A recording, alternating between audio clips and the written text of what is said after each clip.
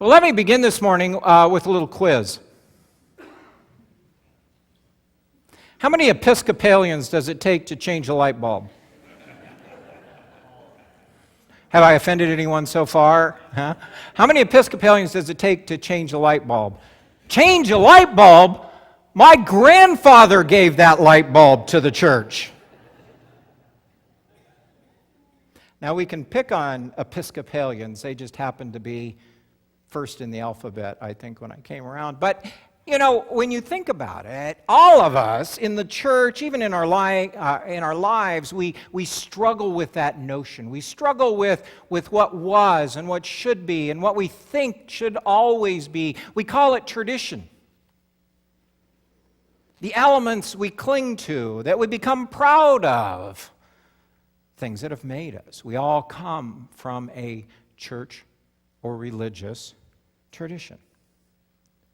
And we need that. I mean, it's important because it gives us stability, it gives us grounding, it gives us rootage. You know, there are days I just feel I can't get on solid ground, and we like that. You know, the sands are always shifting. I remember reading once upon a time that it took centuries, 500 years, and then a shorter, it keeps getting more and more condensed, that the information, the knowledge in our world, or basically the information doubles in this amount of time, and now it's less than in 6 months, all that we know doubles. And of course, being a part of the information age, to prove yourself right or wrong what's out there, just Google something and you will just be overwhelmed and inundated by all that dumps in on you. You know, the adapting and the evolving of the world and society is absolutely incredible. You know, how does one keep up? How do you plant your feet on something that feels stable? And for many people, the way they do that, or they hope to do that, is the church. They come to the church, they walk in the door because they want you to give them that old-time religion. Do you know that song? Oh yeah, give me that old-time religion. It's good enough for me. But lest we forget, lest we kind of naively participate, the church is dynamic. The church is never static. The church, like society and the world, may be at a slower pace off, but the church is always evolving. It is always seeking to adapt, and it is always trying to become. And yet we would like to freeze frame it, we'd like to capture it, we'd like to hold it in, we would like to always have that old-time religion. You know, it's interesting, we talk about a traditional worship service. If you go to the contemporary mega churches, traditional means what they did 6 months ago. No, I'm dead serious. I mean, things are that different and they have changed that much. And so one of the greatest challenges churches face this day is that people come here also seeking relevance. They want the church and they want the gospel message to apply to their lives. What does it mean today? What good does it do me when I walk out the door? I want relevance, which is an oxymoron. It is counterintuitive to the other thing they seek, tradition. Never change, but be relevant. Never change, but be relevant. How do you do that? It's almost impossible to accomplish because everything cannot look, taste, smell, sound, feel the same today as yesterday because the world and life and we ourselves just keep on moving. This past week, I heard a young person, a group of young adults, and at the end of the conversation, one of them looked at the rest of them and said, "Time to bounce." Trying to be cool and not show my age, I said, "What?" And another one, softly said to me, "Well, he said he's going to leave." Well, I'm thinking, he's going to leave. Why didn't he just say, "I'm going to leave now"? Time to bounce. Did you say that? I bet you do from now on. It's kind of cool, Maybe I'll say that end of church. Instead of a benediction, I'll say, "Well, time to bounce."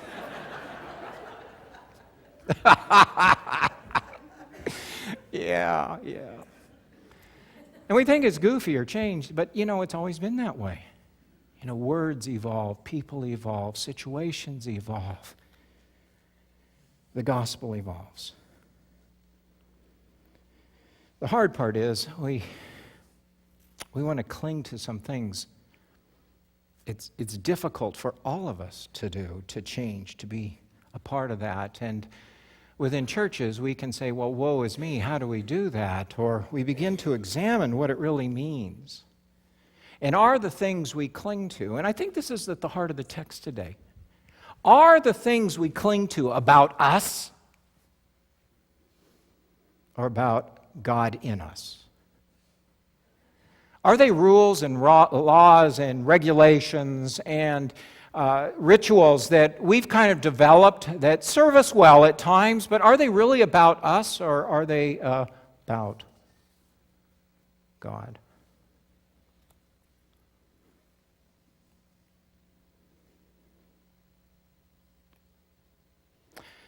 I take comfort in knowing that Jesus experienced the same thing. Perhaps not at the speed at which we believe we have, but change is always trying at any speed, right? So change is change. Jesus' disciples didn't wash their hands. I mean, we're taught that in kindergarten, right? If not religiously, we're taught that for hygiene. They didn't wash their hands, and they went to eat. They broke purification laws. And as I said earlier, these are very, very important. You have different dishes, you have different pots and pans, you ritually wash your hands. The mikvahs, even at Masada, 500 feet above the Dead Sea, they figured out a way to store water so that they could do, in the desert, they could still do ritual bathing. Very important. This is not a small slight. But Jesus doesn't get upset. And by the way, Muslims still do this. If you go to a mosque, outside the mosque, they'll have faucet after faucet after faucet with sinks underneath so they can ritually wash their hands and take their shoes off before they go in. This is a part of those ancient traditions. The Pharisees get upset. They challenge Jesus. Jesus doesn't get upset. In fact, he uses it as an illustration to teach or to say something he thinks is greater. What Jesus is getting at is not what we do, but why do we do it? Not how, but why. Are the things the disciples were required to do, are the people in the faith that Jesus is challenging doing it because it's the action that's important? Or is it the power that comes in enforcing the action upon others? Is it about honoring some ideal that has long since lost its validity, or are our actions representative of what God is doing and saying we should do in our hearts? These are big challenges. These are big thoughts. And we do things rotely rather than think, what does it represent? What does it say about us? What does it accomplish? The worst thing churches do is they have an event and then they make it an annual event. You ever notice that? You have a chili supper and right away it's an annual chili supper. That's a killer, man. Because 5 years later, people asked to do the chili supper saying, why the heck are we doing a chili supper? Well, it was enthusiastic 4 years ago, 5 years ago, but now we can't find anybody who even wants to come. But it's an annual event. Churches have a way of doing that. My favorite one, I'm on a roll this morning about weddings. Weddings are interesting to me. I do a few of them. And weddings. And I meet with couples. And I say to them, okay, you have a few options within a wedding ceremony. You don't have to do this. You don't have to do that. And one of my favorite things is, the bride comes forward, and traditionally, who's the bride given away by? The father.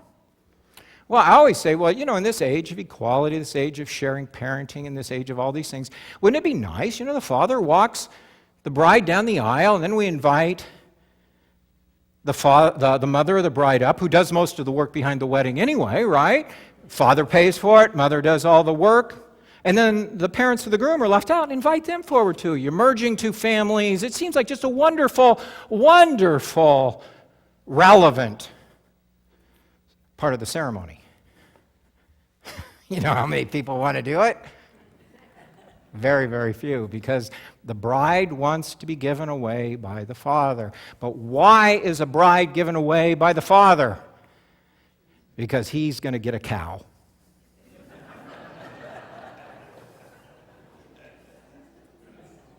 It's where it comes from.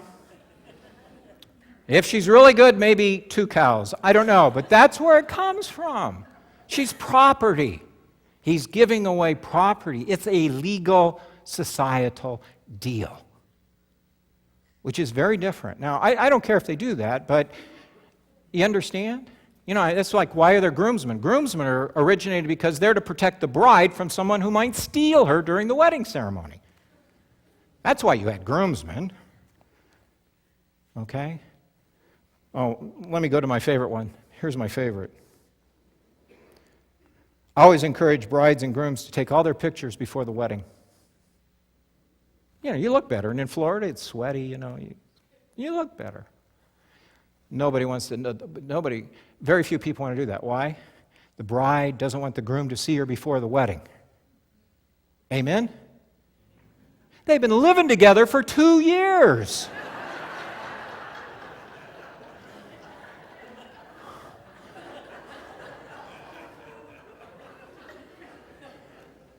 What's he gonna see?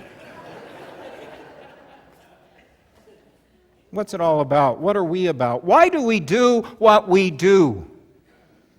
And do we do it because it's always been done that way, or because it expresses the relevance of the faith, what we're about, what we're trying to say to those around us, and the heart of the gospel message?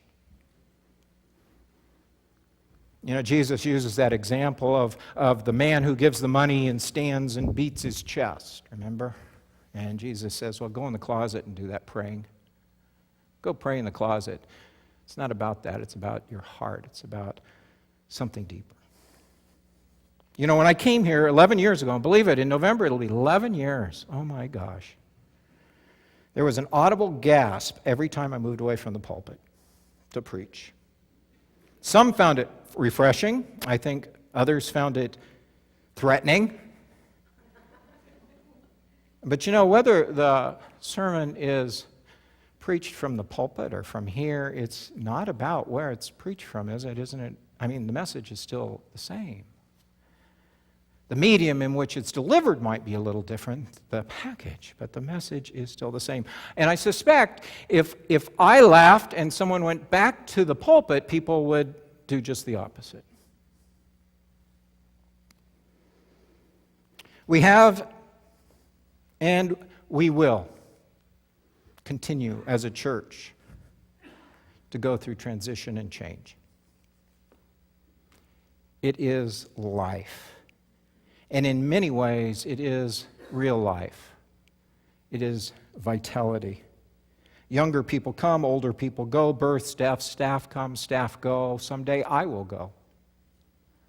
And with every person, you know, every person who walks in the door, and we take it for granted, you know, close the door after I come in, but with every person who comes in, they bring a different tradition, different expectation, different hope, different desire, different needs. The church changes. Did you think about that? Every week this church is different. It's not the same church. It is different. It's unavoidable. And yet that's what gives it life and vitality and growth. It's what keeps you going and growing. It isn't easy. I mean, it isn't easy. It's like herding cats. But it enables it. That's what keeps us relevant. And our challenge is to not freeze frame things. At any particular point, like trying to stop a river, you know, you try and stop it, God just moves on. I'm just convinced that those congregations that freeze frame themselves, it's like a death wish, and God just moves on to where the Spirit will. But we have to, in order to synchronize ourselves, we have to ask, why are we doing what we are doing? And do we do these things because we think we should be doing these things, or because God calls us to? Which is a much, much bigger question. Jeannie and I, on vacation a few weeks back, we went to Colorado to see her family, but We went back there. My first two churches were in Colorado, and we went back up to Windsor near Fort Collins to see some old friends in that church. And you get these God moments, you get these happenings that occur and just kind of wonder why. But as I think we were literally driving up, Jeannie received a text from another member in that church in Windsor.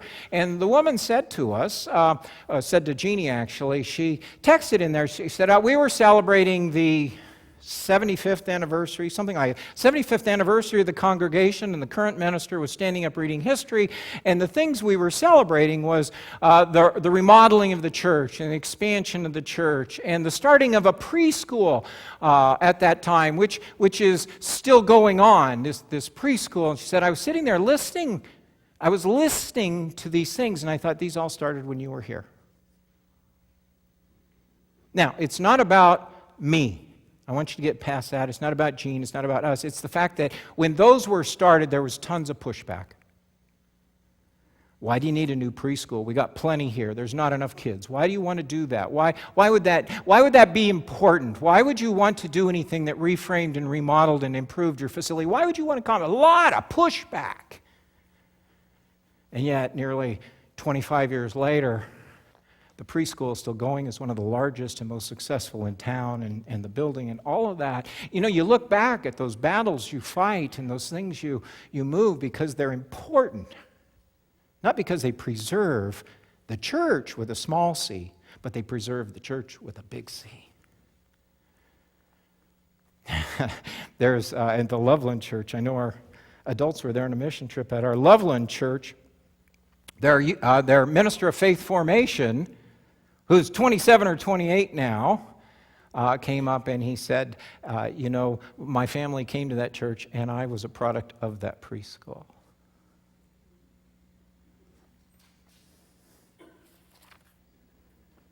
How many children, how many people has it impacted?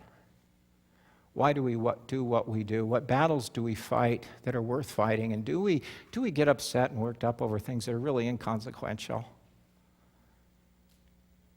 What goes into us, Jesus says, is not what we got to be afraid of, it's what comes out of us. So the question we must ask ourselves is, what are we about, really?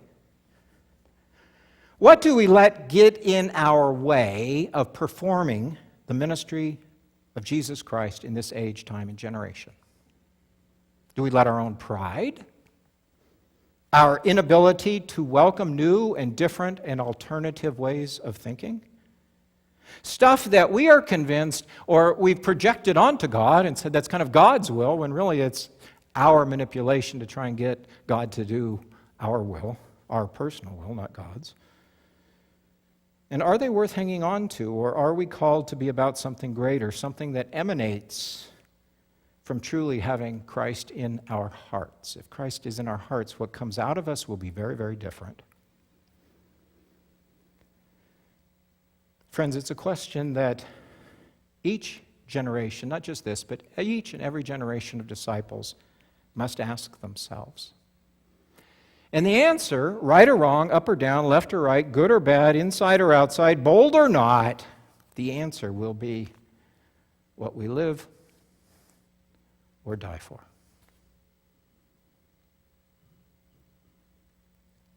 Amen.